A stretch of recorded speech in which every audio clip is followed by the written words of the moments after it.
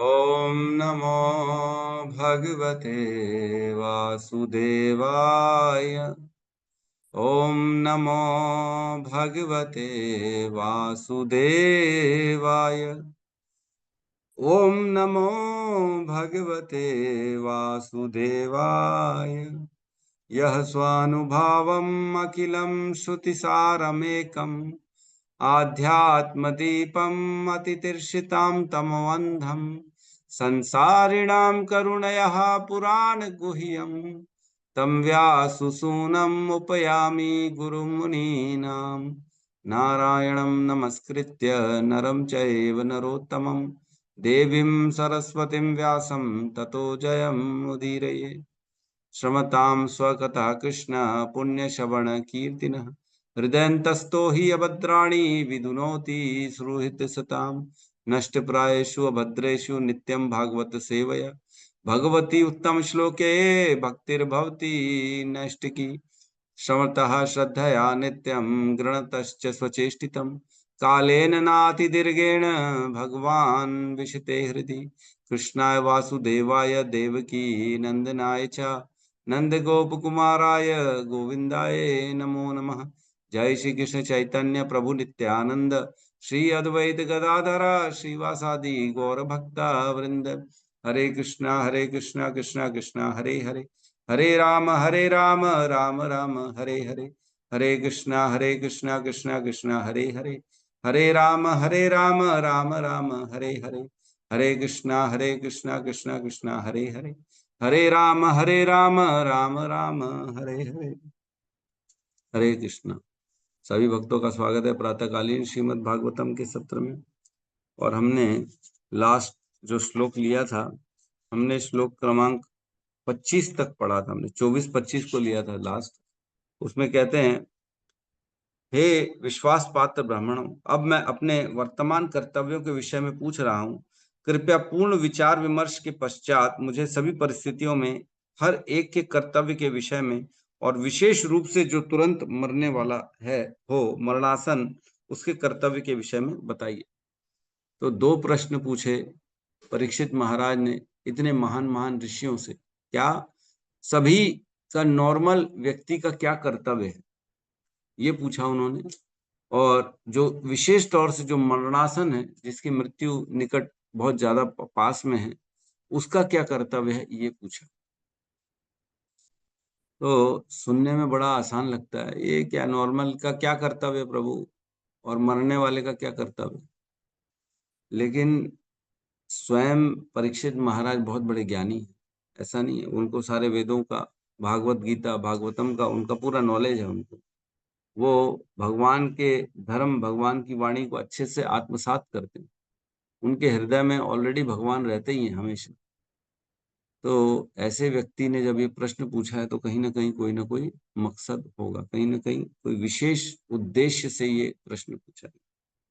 फिर उसके बाद कहते हैं 25 नंबर श्लोक में, उसी समय श्रील व्यासदेव के शक्ति संपन्न पुत्र वहां प्रकट हुए, जो संपूर्ण पृथ्वी पर उदासीन तथा आत्मतुष्ट होकर विचरण करते रहते थे।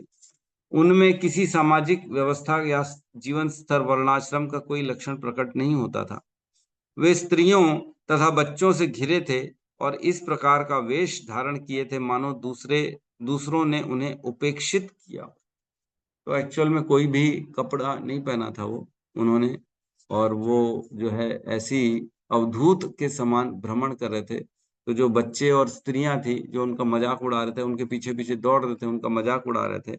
और सोचो, ऐसी स्थिति में भी उनको कोई फर्क नहीं पड़ रहा था, और उनको कोई अपेक्षा नहीं थी किसी वस्तु से, किसी व्यक्ति से, किसी चीज की कोई अपेक्षा नहीं थी। किसी प्रकार से कोई इच्छा ना होना, ये एक बहुत बड़ी घटना, ये आसान नहीं।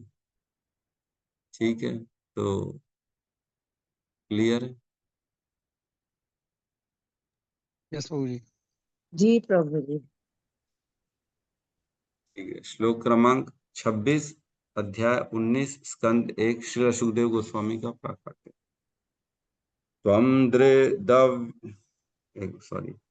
त्वं दिव्यष्टवर्षं सुकुमार पाद तं द्वयष्टवर्षं कुमारपाद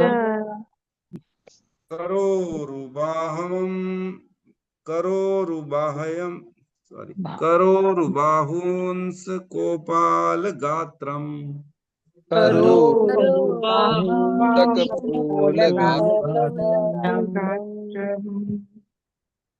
चार्वार्यताक्षोन्न सतुल्यकर्णः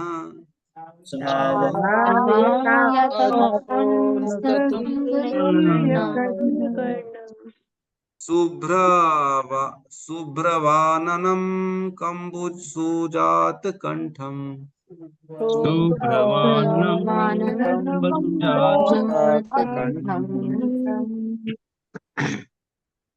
तं द्वष्टवर्षं सुकुमारपाद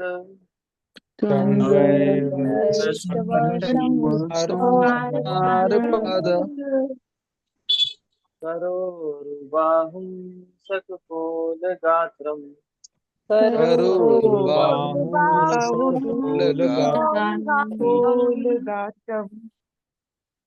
चार्वायता सतुल्यकर्णम्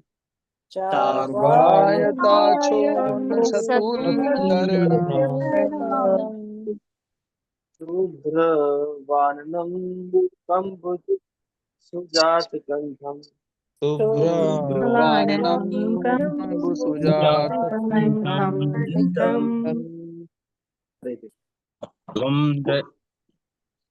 तं द्वष्टवर्षं सुकुमारपाद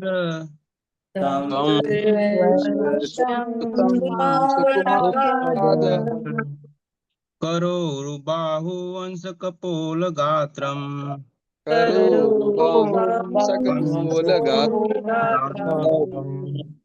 शार्वायताक्षोन्न सतुल्यकर्ण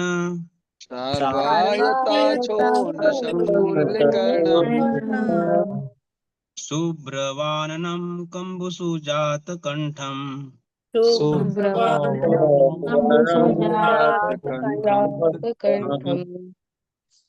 अनुवाद। शील व्यासदेव के इस पुत्र की आयु मात्र 16 वर्ष थी। उनके पांव, हाथ, जांघें, भुजाएं, कंधे, ललाट तथा शरीर के अन्य भाग अत्यंत सुकोमल तथा सुगठित बने थे। उनकी आंखें सुंदर, बड़ी-बड़ी तथा नाक और कान उठे हुए थे। उनके मुखमंडल अत्यंत आकर्षक था और उनकी गर्दन सुगठित और शंख जैसी सुंदर थी। ओम ज्ञानतिमिरन्धस्य ज्ञानांजन शलाकया चक्षुरुन्मीलितं येन तस्मै श्री गुरुवे नमः। श्री चैतन्य मनोभीष्टं स्थापितं येन भूतले स्वयं रूपः कदा मह्यं ददाति स्वपदान्तिकम्। वन्देऽहं श्रीगुरु श्रीयुतपदकमलं श्रीगुरून् वैष्णवांश्च श्रीरूपं सागरजातं सहगण रघुनाथान्वितं तं सजीवं साद्वैतं सावधूतं परिजन सहितं कृष्ण चैतन्य देवं श्री राधा कृष्ण पादान् सहगण ललिता श्री विशाखान्वितांश्च।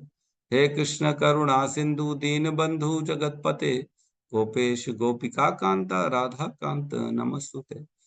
तप्त कांचन गौरांगी राधे वृंदावनेश्वरी वृषभानुसुते देवी प्रणमामि हरिप्रिय। वाञ्छाकल्पतरुभ्यश्च कृपा सिन्धुभ्यैव च पतितानां पावनेभ्यो वैष्णवेभ्यो नमो नमः। नमो विष्णुपादाय कृष्णपृष्ठाय भूतले श्रीमते भक्तिवेदांत स्वामीति नामिने।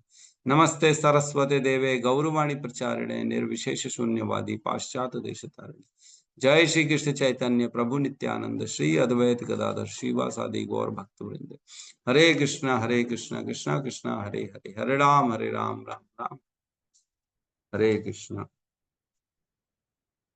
तो यहाँ पे 26 नंबर श्लोक में अब जो शील व्यासदेव के पुत्र जो है सुखदेव गोस्वामी, उनका आगमन हो चुका है और उनके वर्णन चल रहा है कि वो कैसे दिखते हैं, उनका लुक्स कैसा है, उनका शरीर कैसा है, उनके गुण कैसे हैं, इसकी चर्चाएं चल रही है यहाँ पे। तो क्या करें, जो है शील व्यासदेव के इस पुत्र की आयु मात्र 16 वर्ष थी। तो क्या 16 वर्ष थी? क्या कहते हैं? किसी को कुछ याद है कितने वर्ष के हैं ये? क्या लगता है? रोज गर्भ से आने के बाद में शायद 16 वर्ष का ही तो रहेंगे क्या? 16 वर्ष क्या बोल रहे प्रभु? गर्भ से, हालांकि ये जो 16 वर्ष मतलब गर्भ में आने के बाद में, गर्भ से आने के बाद में 16 वर्ष के थे ना प्रभु जी। हाँ, गर्भ से जो जब वो उत्पन्न ही हुए, जब पैदा हुए तभी 16 वर्ष के थे। तो जब यहाँ पे परीक्षित महाराज के सामने आए हैं तब भी 16 वर्ष के हैं। क्या बताना चाहता है, किसी को कुछ ध्यान है कितने वर्ष के होंगे लगभग? मतलब मैं ऐसे एग्जैक्ट आयु नहीं पूछ रहा हूँ, बट क्या 16 वर्ष के हैं कि नहीं है, क्या प्रभु बोलते 16 साल बाद तो गर्भ से वापस आए थे, गर्भ से निकले थे ना, उसके बाद 16 हैं? 16 वर्ष बोल रहे हैं, तो हो सकता है अब दोनों मिलाएंगे तो 32 साल का हो गया ऐसे तो। लेकिन गर्भ से आने के बाद में 16 वर्ष के ही रहे होंगे ना प्रभु जी। अच्छा, आपका कह रहा है कि नहीं, ऐसा नहीं बता रहे, उनकी आयु मात्र 16 वर्ष थी। मतलब मिला जुला के गर्भ से जो आदमी की आयु 16 वर्ष है, तो वो गर्भ वाली भी इंक्लूड है इसमें, इसका अर्थ ये है, ऐसा लिखा गया है, लेकिन एक्चुअल में ऐसा नहीं है। यस, गौतम बुद्ध प्रभु क्या बोलना चाह रहे हैं? प्रभु जी 16 वर्ष का ही था, क्योंकि गर्भ में 16 वर्ष था और अभी भी शायद उनको एज उम्र 16 ही वर्ष। तो उनकी 16 ही वर्ष है, गर्भ से निकले मतलब तुरंत उन्होंने जब जंगल में गए, फिर व्यास जी ने उनसे जो है भागवतम की पाठ कराया, उसके बाद यहाँ आ गए, मतलब एक आध साल, ज्यादा से ज्यादा 17 साल के होंगे, ऐसा आपके कहने का मतलब? जी प्रभु। ठीक है। और किसी का कोई इसमें खास, किसी ने ध्यान दिया है कितने वर्ष के होंगे, क्या लगता है? 16 वर्ष तो लिखा ही है यहाँ पे। हरे यस कृष्ण स्वपन। प्रभु जी, जैसे हम गर्भ में रहते तो उसको काउंट नहीं करते, शायद उसके बाद बाहर आते तो काउंट करते हैं, तो वो 16 वर्ष बोल रहे हैं क्या? आपके कहने के, आपका कहना है कि 16 प्लस 16 ऐसा मान के चले 32 वर्ष के, ऐसा? गर्भ के अंदर 16 और गर्भ के बाहर 16? मैं वही समझ में आ रहा है प्रभु जी, मतलब क्योंकि गर्भ में 9 महीने जब बालक रहते तो उसको काउंट नहीं करते, फिर बाहर आते तब से उनको काउंट करते हैं ना, जन्म लेते हैं, तो हाँ, शायद तो ऐसा। आपका कहना है मतलब या तो गर्भ वाला 16 अलग है और ये वाला 16 अलग है, ऐसा? टोटल 32 वर्ष हो गए उनके, है ना? ये स्वपन प्रभु कहिए। और एक बार बताए थे आप 34 वर्ष ऐसे कुछ बताए थे, 34 या 36, हल्का याद आ रहा है। उम्र तो मैंने नहीं बताई क्योंकि मेरे को भी नहीं मालूम किसी को ही नहीं मालूम है उम्र एग्जैक्ट कितनी है, लेकिन ये है कि 16 के तो नहीं है वो, है ना? अभी हम पता लगाएंगे कितने साल के हैं, तो लगभग ठीक है, आप सबने प्रयास किया। तो एक श्लोक को की ओर मैं आप सबको आकर्षित करना चाहूंगा, 1.9.8, है ना? इसको खोलेंगे तो हमारी बाकी बहुत सारी चीजें क्लियर हो जाएंगी। 1.9.8 है ना, यहाँ पे क्या कह रहे हैं? 1.9.8 ये क्या है? ये इसका ये श्री भगवान भगवान श्री कृष्ण की उपस्थिति में भीष्म देव का देह त्याग, जब भीष्म देव देह त्याग कर रहे थे, तो वहां पे काफी लोग आए थे उनसे मिलने के, जब भीष्म देव अपना देह त्याग कर रहे थे। तो 1.9.8 पे बताया गया है कि कौन कौन आए थे, है ना? उसका उसकी कंटिन्यूएशन में बता रहे हैं। 6-7 में बताया महान महान ऋषि लोग आए थे, और 8 में बताया कौन आया था? तथा श्रील सुखदेव गोस्वामी एवं अन्य पवित्र आत्माएं कश्यप, आंगिरस इत्यादि अपने अपने शिष्यों के साथ वहां पर आए। तो इसमें हमने पढ़ा था सुखदेव गोस्वामी भी वहां पर आए हैं जब भीष्म देव अपना देह त्याग कर, तो ये शीला व्यास देव के प्रख्यात पुत्र तथा शिष्य थे, जिन्हें उन्होंने सर्वप्रथम महाभारत तथा उसके पश्चात श्रीमद् भागवतम की शिक्षा दी। श्री सुखदेव गोस्वामी ने गंधर्वों, यक्षों तथा राक्षसों की सभा में महाभारत के 14 लाख श्लोक सुनाए थे, और श्रीमद् भागवतम सर्वप्रथम महाराज परीक्षित को सुनाया था। तो महाभारत के 14 लाख श्लोक भी यक्षों और राक्षसों को सुनाए थे, किन्होंने? सुखदेव गोस्वामी ने। उन्होंने अपने पिता से सभी वैदिक साहित्य का गहन अध्ययन किया। इस प्रकार धर्म संबंधी अपने विस्तृत ज्ञान के कारण वे पूर्ण पवित्र आत्मा थे। तो महाभारत के सभा पर्व में ज्ञात होता है कि ये महाराज युधिष्ठिर की राजसभा में तथा महाराज परीक्षित के उपवास के समय भी उपस्थित थे। तो जब महाराज युधिष्ठिर की राज्य सभा हुई थी, जब बने थे राजा, तब भी वहां पे वो थे। जब राजा राज सिंहासन होता है तब अनेक अनेक ऋषि आते हैं उसके जो आशीर्वाद देने, वहां पे भी ये वहां पे अवेलेबल थे, प्रेजेंट थे। तो इन्होंने बेसिकली जो है जब जब भीष्म देव जब प्राण त्याग कर रहे थे तब भी थे, मतलब उसी समय, क्योंकि भीष्म देव जो थे 56 दिनों तक सरसैया पे थे, आप सबको मालूम है ना। जब महाभारत का युद्ध हो रहा था उसके जस्ट पहले ही उत्तरा दौड़ती दौड़ती आई थी, जो है भगवान जब द्वारका जाने के लिए कोशिश कर रहे थे उस समय उत्तरा आई थी दौड़ते दौड़ते, और उनके गर्भ में जो है, नहीं मैं सही बोल रहा हूँ ना,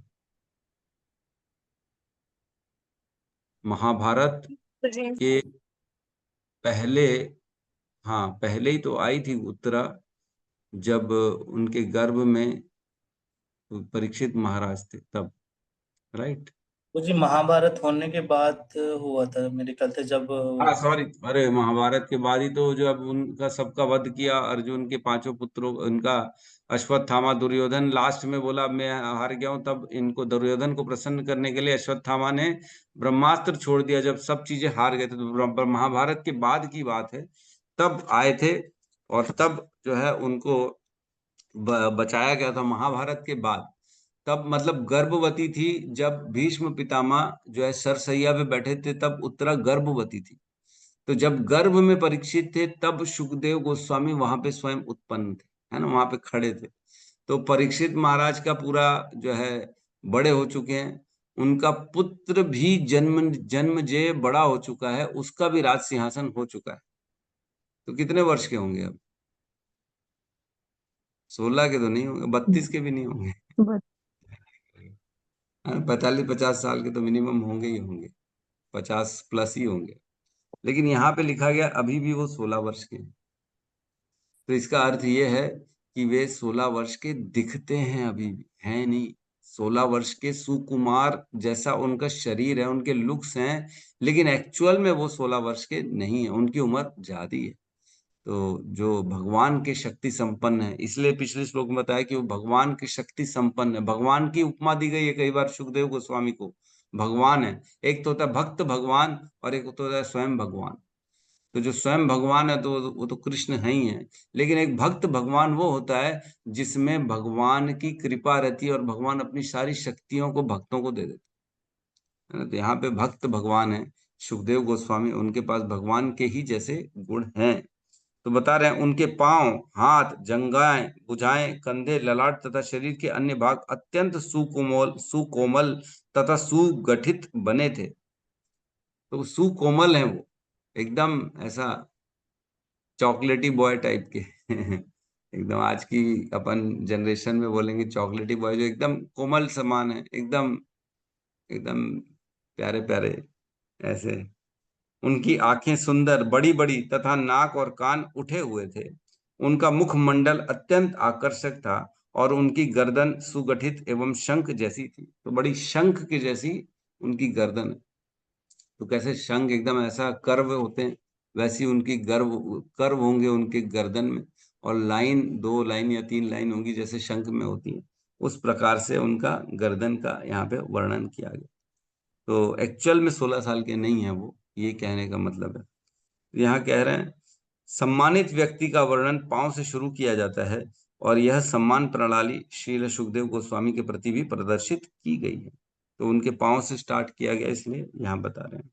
वे मात्र 16 वर्ष के थे, तो ये यहाँ पे वे मात्र 16 वर्ष के दिखते थे, एक्चुअल में नहीं थे, ये मैं बताना चाह रहा हूँ। व्यक्ति का सम्मान उनकी उपलब्धियों के लिए किया जाता है, न कि उसकी बड़ी आयु के लिए। तो ये एक बहुत इंपॉर्टेंट लाइन है, व्यक्ति का सम्मान उनके नॉलेज, उनकी उपलब्धियों के लिए किया जाता है, न कि उसकी आयु से तो जो वयोवृद्ध होते हैं, कई बार घर में देखा गया, अरे हम बड़े हैं, तुम हमारे को पूछते नहीं हो, हमारे को पूछते नहीं हो, हमको, हम बड़े काहे के हैं बाकी घर के, ऐसा। तो व्यक्ति की आयु से नहीं होता, व्यक्ति का ज्ञान पे निर्भर करता है कि उसका सम्मान, बेसिकली ये सारी चीजें हम तभी, जब तक ज्ञान नहीं होगा तब तक सम्मान कहाँ से। है ना। ज्ञान ही नहीं होगा तो कौन पूछेगा। आज के प्रभुपाद बोलते थे, you can not identify a fool until he speaks.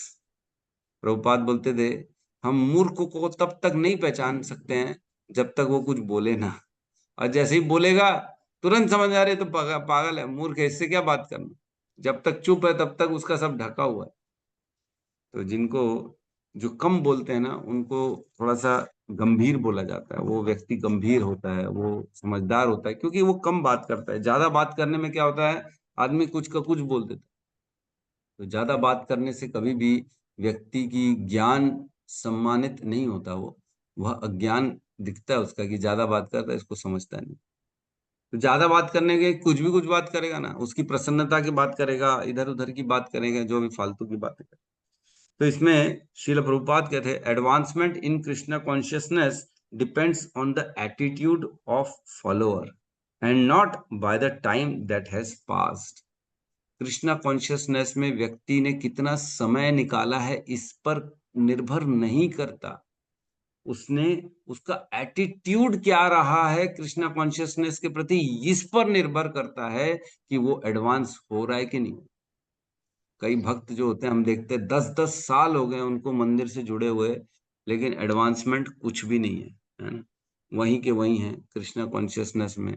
अभी भी उनको, कई लोगों को तो ये नहीं मालूम कि भगवान को प्रसाद ऑफर कैसे किया जाता। एक भक्त से हम मिले थे, हम जब गए थे पिछले 2 साल पहले केदारनाथ गए थे, तब वो इस्कॉन, मेरे ख्याल से जुहू से दीक्षित थे वो, और दीक्षित भक्त हैं। और उनको हमने बोला ऑफर करना है, प्रसाद भोग ऑफर कर दो भगवान को, तो उनको ये नहीं आता कि ऑफर कैसे किया जाए। क्या दीक्षा ले ली, क्या भक्ति कर रहे, कृष्णा कॉन्शियस में है कि नहीं, हमको तो समझ में नहीं। ऐसे कई भक्त हैं जो मंदिर में जुड़े हुए हैं, बहुत समय से माला भी कर रहे हैं, लेकिन उनसे अगर पूछो ना भगवान कौन है, तो इसी में उनको कंफ्यूजन रहता है कि भगवान कौन है। शिव जी भी तो हैं भगवान, है ना, और कृष्ण भी भगवान है, और शायद थोड़े बहुत तो जो है ब्रह्मा जी भी हैं। और उनको ये नहीं मालूम है ब्रह्मा शिव विष्णु जो तीनों हैं, ये कैसे, इनका क्या कारण है, इनके आने का क्या कारण है, ये नहीं मालूम। तो कई भक्तों को कुछ भी नहीं मालूम होता है, केवल लकीर के फकीर, खाली जो है ना, जो ध्यान ही नहीं देना है किसी चीजों में। तो ऐसे व्यक्तियों का सम्मान, ऐसे व्यक्तियों का भक्ति में आगे बढ़ना बड़ा मुश्किल है। एटीट्यूड क्या है, इस पे डिपेंड करता है कि हम भक्ति में आगे बढ़ रहे हैं कि नहीं, है ना। कोई देखा जाता है भक्त जो है कम समय में आगे निकल जाता है, बहुत सीनियर बन जाता है। वो क्यों बन रहा है, क्योंकि वो कितना सीरियस है, उसका एटीट्यूड क्या है कृष्णा कॉन्शियसनेस के प्रति। ज्ञान ग्रहण कर रहा है कि नहीं कर रहा है, सुन रहा है कि नहीं सुन रहा है, श्रवण कर रहा है कि नहीं, इस पर डिपेंड करता है कोई सीनियर बनेगा कि नहीं बनेगा। आयु से नहीं होगा।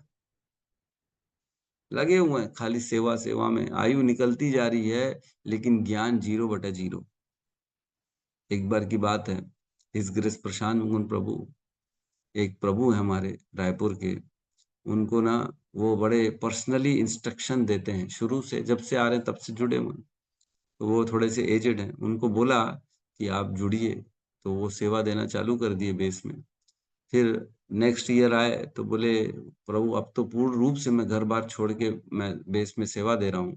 तो बड़े प्रसन्न हुए प्रशांत मुकुंद प्रभु जी, बोलते हैं वाह बहुत सुंदर, अब एक काम करो, आप थोड़ा समय भगवत गीता और भागवतम को दो, ज्ञान जरूरी है। तो फिर 1 साल 2 साल बाद जब आए, तब मुलाकात हुई, तब फिर पूछे, ऐसी बात चली, बोले कैसा चल रहा है, आपकी यात्रा कैसी चल रही। बोले यात्रा, वो सेवक बोले, वो जो भक्त थे वो बोले कि मैं पूर्ण रूप से सेवा दे रहा हूँ और सब व्यवस्था करता हूँ, फाइनेंस की, सामानों की, इसकी उसकी। तो हिज ग्रेस प्रशांत मुकुंद ने कहा, प्रभु जी ने कहा कि तुम पढ़ रहे हो कि नहीं पढ़ रहे हो, are you reading, are you listening or not, सुन रहे हो कि नहीं सुन रहे हो। बोले प्रभु मैं सुन तो नहीं पाता हूँ, समय नहीं मिल पाता है मेरे को, मैं बहुत व्यस्त रहता हूँ। तो मेरे को आज भी अच्छे से लाइन याद है, आज भी मैं वो लाइन भूल नहीं पाता हूँ। प्रशांत मुकुंद प्रभु ने कहा, सिर्फ सेवा ही करते रहोगे कि कुछ ज्ञान भी लोगे, भगवत धाम जाना है कि नहीं जाना है, ये प्रश्न था। मतलब आप सेवा कर रहे हैं, 16 माला कर रहे हैं, लेकिन ज्ञान नहीं ले रहे हैं, तो ये कहना मुश्किल है कि आप भगवत धाम जाओगे कि नहीं। सोचो। श्रवण करना इतना इम्पोर्टेंट है, इतना इम्पोर्टेंट है, और लोग श्रवण को बिल्कुल नजरअंदाज कर देते हैं। ज्ञान के बिना भगवत धाम में एंट्री नहीं मिलने वाली। श्रवण बहुत ज्यादा जरूरी है। श्रवण के बिना मुश्किल है, बहुत मुश्किल। गुरु की कृपा हो जाए या कोई और अन्य ऐसी बात हो जाए तब तो ठीक है, लेकिन गुरु ने ही तो सब व्यवस्थाएं करके दी है ना। प्रभुपाद अपने भक्तों को बोलते थे, जो बुक डिस्ट्रीब्यूशन करने जाते थे उनको बुलाते थे, इधर आओ, come here, what is there written in this book, पूछते थे प्रभुपाद। जो भक्त बोलता था आई डोंट नो प्रभुपाद, तो प्रभुपाद बोलते थे go and read first, then distribute the books. You should know what is written in the book. तुम्ही को नहीं मालूम और तुम क्या बांटने जा रहे हो भक्तों को, दूसरों को? तुमको मालूम होना चाहिए क्या लिखा है बुक्स में। तो प्रभुपाद के प्रिंसिपल्स थे, books are the basis, preaching is the essence. तो books are the basis, books सबसे बड़ा बेस है, नींव है, हमारा फाउंडेशन है। हम जब तक पढ़ेंगे नहीं, श्रवण नहीं करेंगे, बुक्स नहीं पढ़ने की इच्छा होती क्योंकि बुक्स से समझ में नहीं आता, तो कम से कम श्रवण कर लो, क्लास में ही आ जाओ। श्रीमद् भागवतम में तो हम सब पका पकाया पिला देते हैं, यहाँ पे पूरा घोल बना बना के ऐसा घोल बनाते हैं पूरा श्रीमद् भागवतम के श्लोकों का और डायरेक्ट पिला देते। जरूरत ही नहीं कुछ और छानने की, है ना, कुछ उसमें निकालने की। Readymade, everything is readymade. फिर सुनने से समझ में आ जाएगा, कोई प्रॉब्लम नहीं।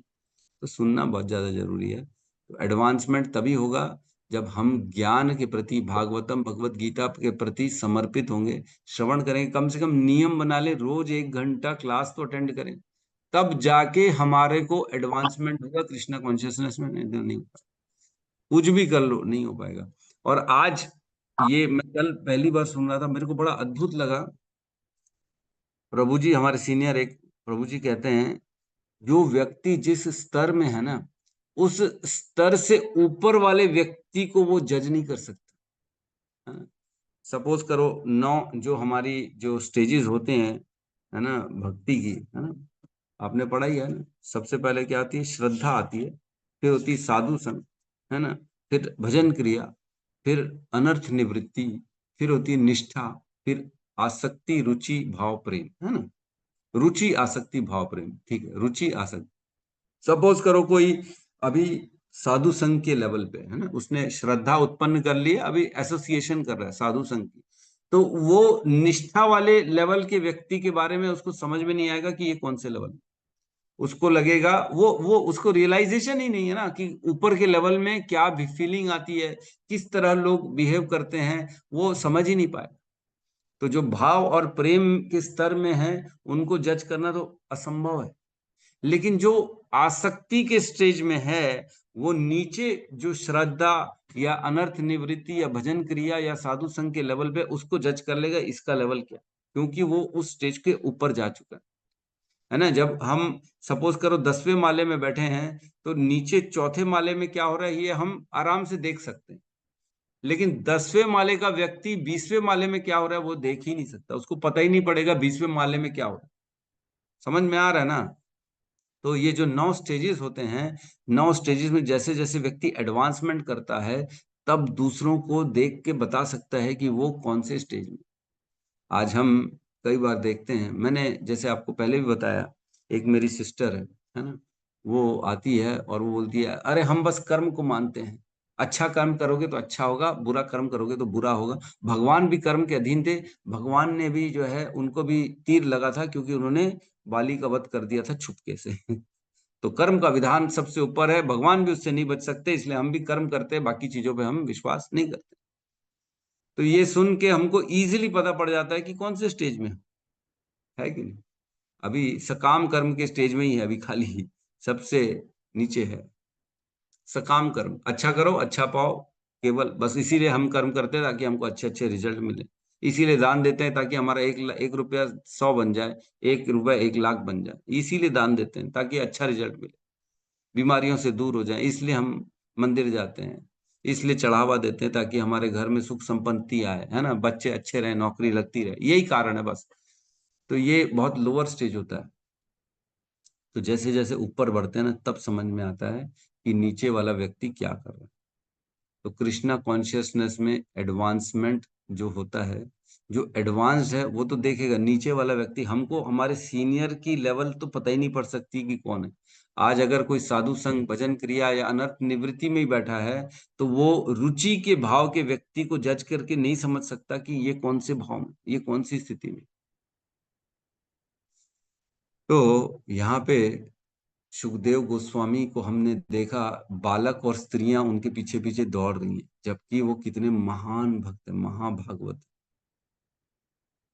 सुखदेव गोस्वामी ने जीवन में केवल और केवल कृष्ण के प्रति समर्पित किया। सोचो, यहाँ पे सामने कौन कौन बैठे हैं? नारद जी बैठे हुए हैं, व्यास जी बैठे हुए हैं, अन्य अन्य भृगु ऋषि, विश्वामित्र, इतने सारे लोग बैठे हैं, किसी को लेकिन व्यास आसन नहीं मिल रहा। किसको व्यास आसन मिल रहा है? सुखदेव गोस्वामी को। क्यों मिल रहा है? क्या नारद जी उनसे सीनियर नहीं है? क्या प्रॉब्लम है? नारद जी क्यों नहीं बैठे वहां पे भागवतम का श्लोक बोले? व्यास देव क्यों नहीं बोले श्रीमद् भागवतम बोले? उन्होंने नहीं तो सिखाया अपने पुत्र को? क्या बात थी? क्यों नहीं बोला? क्योंकि सुखदेव गोस्वामी में सिर्फ कृष्ण प्रेम है। व्यास देव ने तो अन्य भागवतों, अन्य पुराण भी लिखे, उन्होंने रामायण भी लिखा, उन्होंने कुर्म पुराण भी लिखा, उन्होंने शिव पुराण भी लिखा, देवी पुराण भी लिखा, उन्होंने उपनिषद भी लिखे, अन्य अन्य विषयों के बारे में भी चिंतन किया उन्होंने। लेकिन सुखदेव गोस्वामी ने अन्य किसी का चिंतन ही नहीं किया। समझ में आ रहा है? पिता से भी श्रेष्ठ हो गए हैं भक्ति के मामले। तो ये एटीट्यूड है, ये परीक्षित महाराज ने जीवन भर में किसी और के प्रति कभी भी नहीं सुना, कुछ नहीं बोला, सिर्फ कृष्ण के प्रति समर्पित रहे। तो ये है मेन श्रोता और वक्ता, जिन्होंने कृष्ण के अलावा कुछ नहीं सोचा, न कभी चिंतन किया, न कभी समर्पित हुए, केवल कृष्ण के लिए थी। इसलिए इनको सबसे उत्तम कहा। इसलिए हम सुखदेव गोस्वामी के मुख से निकली हुई भागवतम को पढ़ते हैं, अन्य किसी की नहीं पढ़ते, क्योंकि उनके पास सिर्फ और सिर्फ कृष्ण प्रेम और कुछ नहीं, और कुछ। नारद जी तो कंस की भी वाहवाही किए थे, आपको मालूम होगा। कंस के पास भी गए थे, बोले वाह आप तो कितने आप तो कितने शक्तिशाली हो, आप ये हो, आप महान हो। आपको समझ में नहीं आ रहा है कि आपकी जो बहन है, 8 पुत्रों, 8वें पुत्र को मारोगे, आपको तो पता कैसे पड़ेगा कि 8वां पुत्र कौन सा? एक फूल दिया उन्होंने और बोला इसमें से पहला पत्ता कौन सा है और इसमें से 8वां पत्ता कौन सा, बताइए। तो कंस कंफ्यूज हो गया, ये क्या सवाल पूछ दिया नारद? तो बोले बताइए ना, इस पुष्प में पहला पत्ता कौन सा है और 8वां पत्ता कौन सा है? तब कंस का दिमाग घुमा, अरे बोले ये तो सही बोल रहा है, पहला और दूसरा तीसरा हमको कैसे पता पड़ेगा कौन सा? मैं सबको मारूंगा।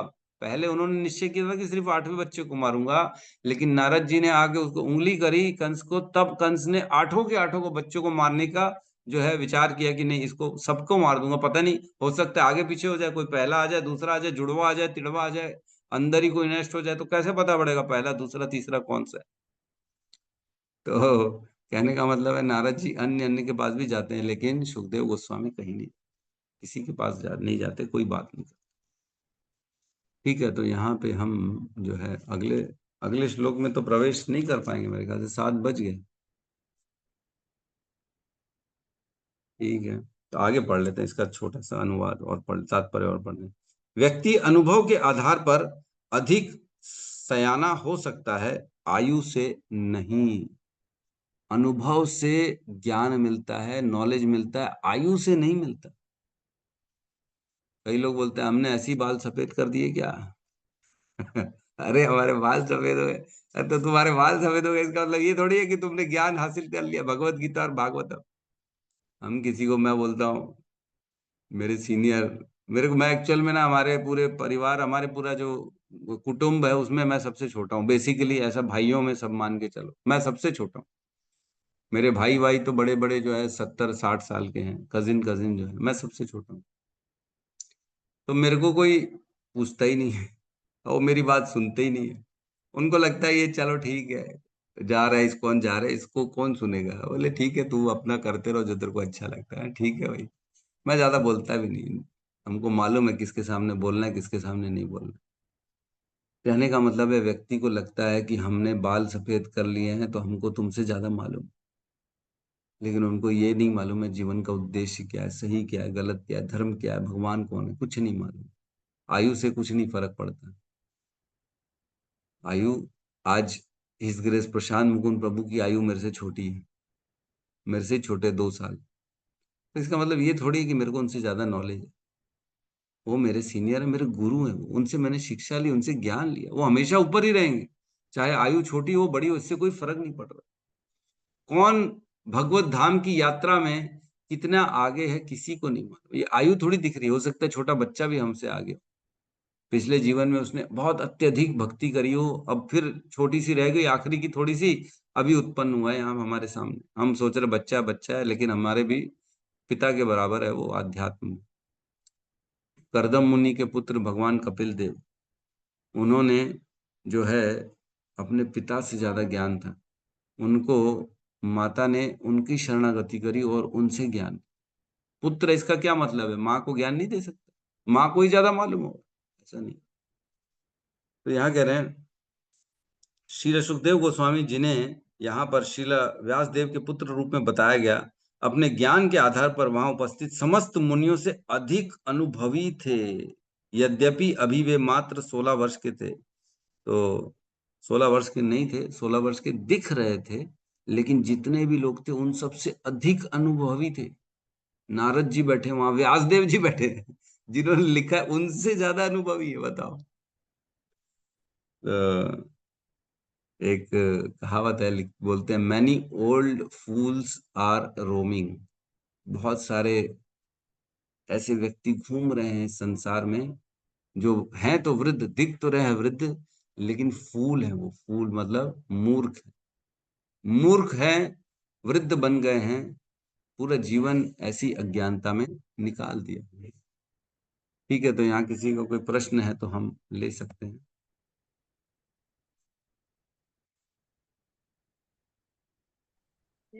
ठीक है, प्रश्न नहीं है लगता है किसी का भी। यस, रघुनाथ दास जी कहिए।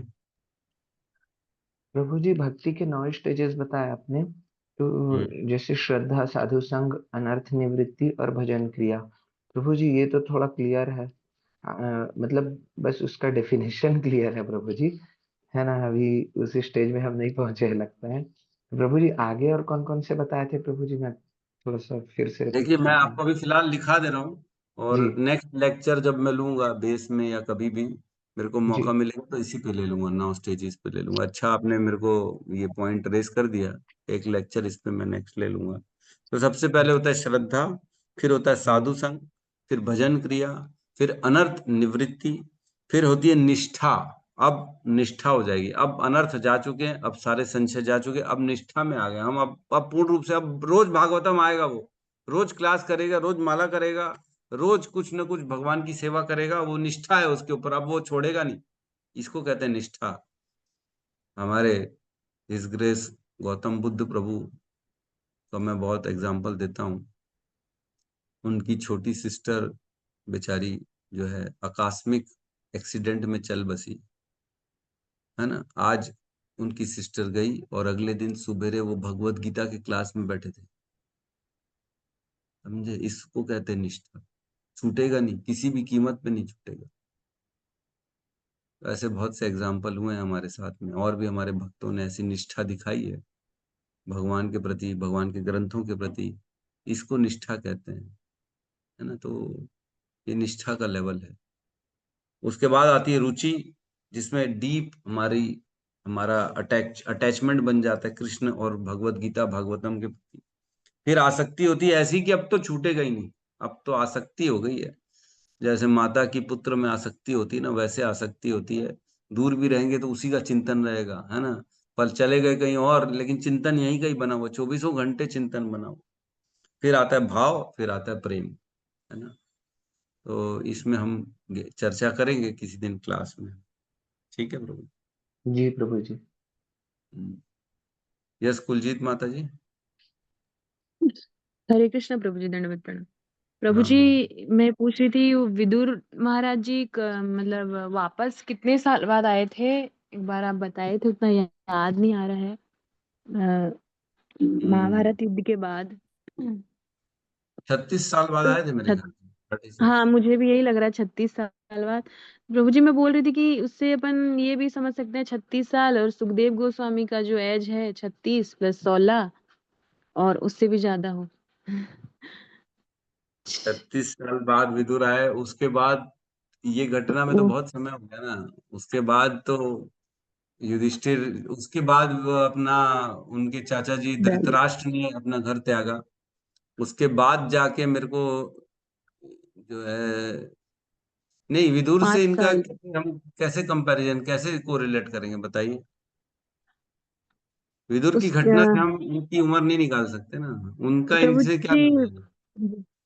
तो वो तो महाभारत, युधिष्ठिर महाभारत महाराज के चले पहले गए ही थे जा ना चुके थे वो महाभारत के पहले जा चुके थे वो। प्रभु जी, लेकिन वो आए थे 36 साल बाद, फिर युधिष्ठिर महाराज से मिले थे, फिर युधिष्ठिर महाराज गए थे भगवत धाम को, उसके बाद आए थे ना परीक्षित महाराज, मतलब राजा बने नहीं थे। नहीं नहीं नहीं नहीं नहीं नहीं, आप गलत बोल रहे हो। परीक्षित महाराज का राज सिंहासन करके युधिष्ठिर महाराज गए थे भगवत धाम। उन्होंने घर छोड़ा था जब परीक्षित महाराज का राज सिंहासन कर दिया था उन्होंने।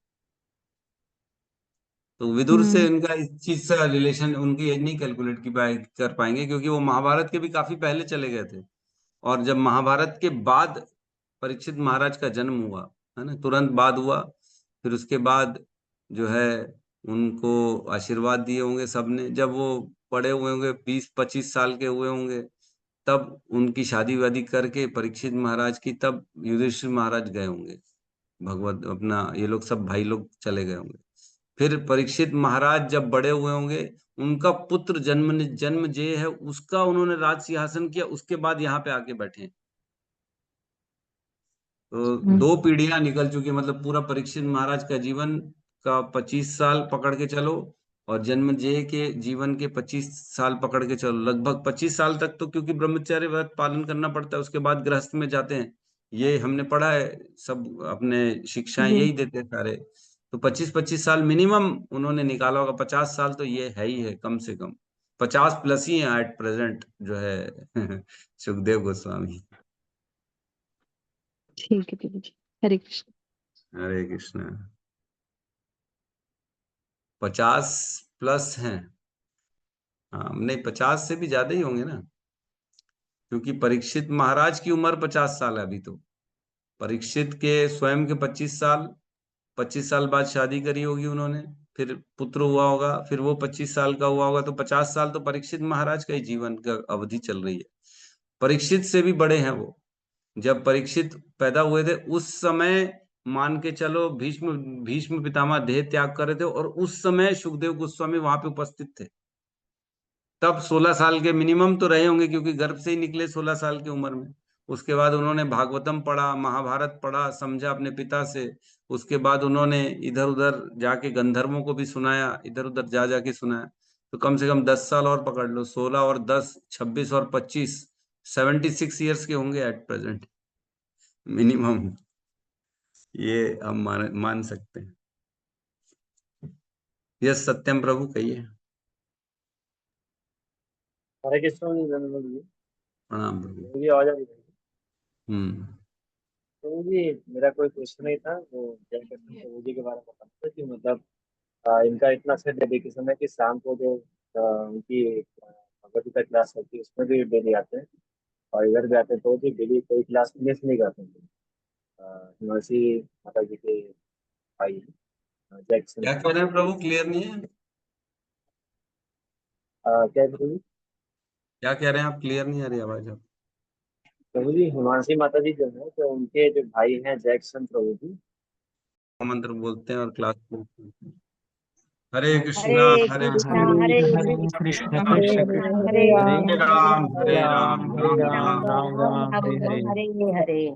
समस्त भक्त वृंद की वृंद की जय। जय जगत गुरु शील प्रभुपाद की प्रभुपाद की जय। जय। विदाई गौर प्रेमानंदे हरि हरि हरि बोल। हरि बोल हरि बोल। हरे कृष्णा प्रभु दंडवत हरे प्रणाम। कृष्ण प्रभु दंडवत प्रणाम। दंडवत प्रणाम। प्रणाम हरे प्रभु। हरे हरे कृष्ण जी।